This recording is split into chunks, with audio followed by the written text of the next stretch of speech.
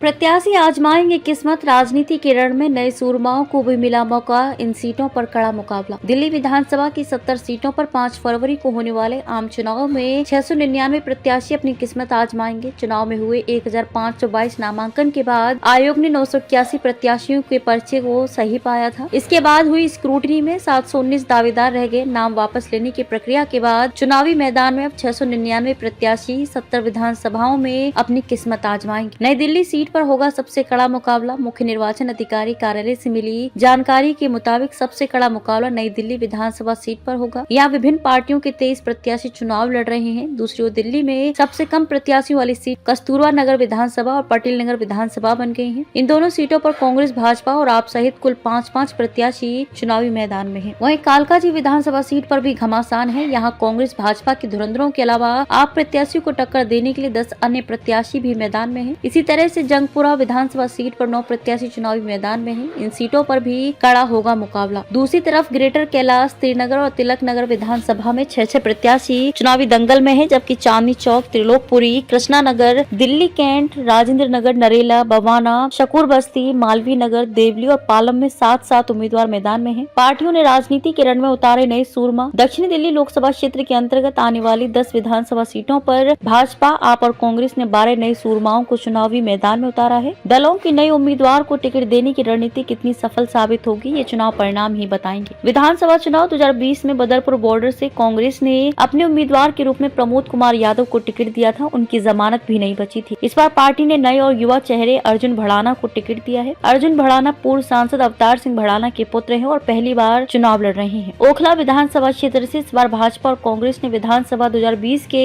अपने उम्मीदवारों को मैदान में नहीं उतारा है। कांग्रेस ने 2020 में प्रवेश हाशमी को टिकट दिया था और भाजपा ने ब्रह्म सिंह को उतारा था। कांग्रेस ने अरीबा खान और भाजपा ने मनीष चौधरी को दिया मौका। दोनों उम्मीदवारों की जमानत भी नहीं बच पाई थी, इसलिए इस बार कांग्रेस ने अपने नए उम्मीदवार के रूप में अरीबा खान और भाजपा ने मनीष चौधरी को मौका दिया है। दोनों अपने अपनी पार्टी से निगम पार्षद हैं। वे अपने वार्ड में लगातार मतदाताओं से किसी न किसी काम से जुड़े रहते हैं। दोनों दलों को विश्वास है कि उनके उम्मीदवार चुनाव में उनके नाम को अवश्य पार लगाएंगे। महरौली से आपने महेंद्र चौधरी को दिया टिकट। महरौली विधानसभा क्षेत्र से आपने निवर्तमान विधायक नरेश यादव का टिकट काटकर महेंद्र चौधरी को दिया है। इसी सीट पर भाजपा ने कुसुम का टिकट काटकर गजेंद्र यादव को मैदान में उतारा है। मालवीय नगर से कांग्रेस ने नए प्रत्याशी के रूप में जितेंद्र कोचर को तो संगम विहार नए चेहरे हर्ष चौधरी को टिकट दिया है। कस्तूरबा नगर से आपने नए उम्मीदवार रमेश को टिकट दिया है। अम्बेडकर नगर से कांग्रेस ने जयप्रकाश को उतारा है। देवली विधानसभा क्षेत्र से भाजपा ने अपने गठबंधन के सहयोगी दल लोक जनशक्ति पार्टी एलजेपी को चुनाव लड़ने के लिए समझौते में दे दी है। एलजेपी ने दीपक तंवर, कांग्रेस ने राजेश चौहान व आपने प्रेम कुमार को मैदान में उतारा है। यहाँ पर तीनों प्रत्याशी पहली बार लड़ रहे हैं। अब देखना ये होगा कि नए सूरमा मैदान फतेह करने में कितने सफल होते हैं।